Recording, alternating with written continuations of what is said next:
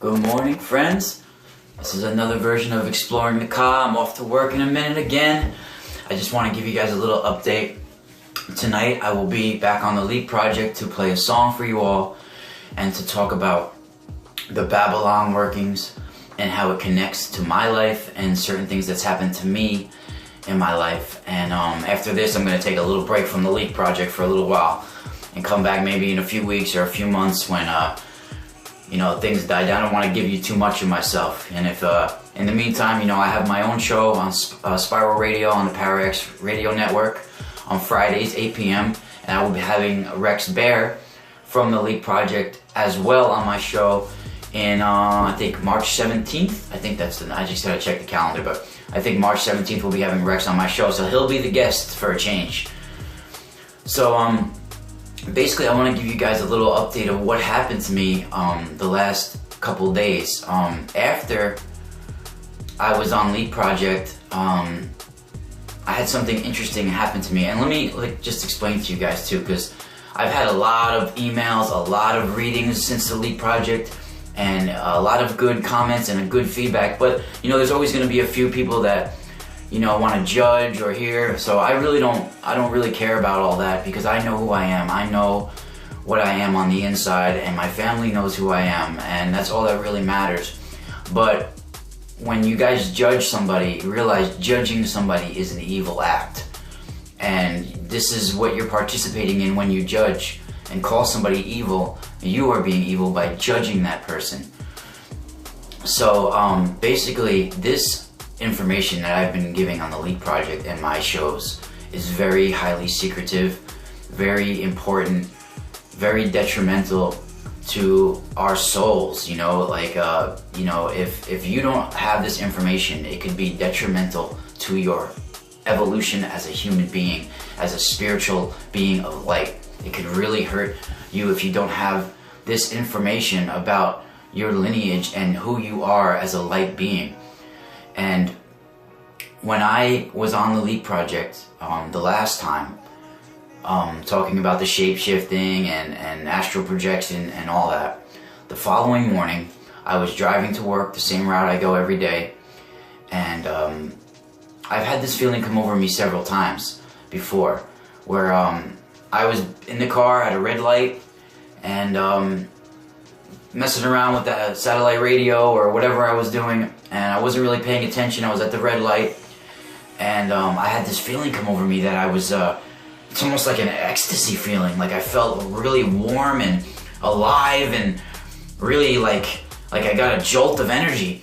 And when I went to look out the window, I didn't see the cars next to me. I saw for miles. Like it just went boom, fast forward. Like I went down the street, over the mountains, and it was like I saw for miles for a split second.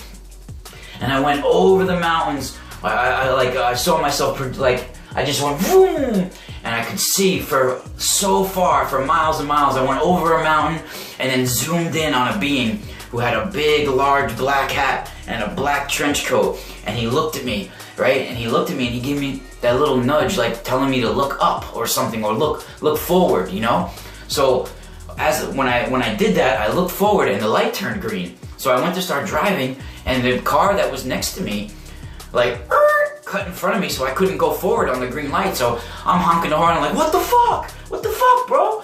And it was a car with dark windows. So when I beeped the horn, I was like, what the fuck? Their dark windows rolled down, and the guy looked out the window only from about, I only saw about chin and up.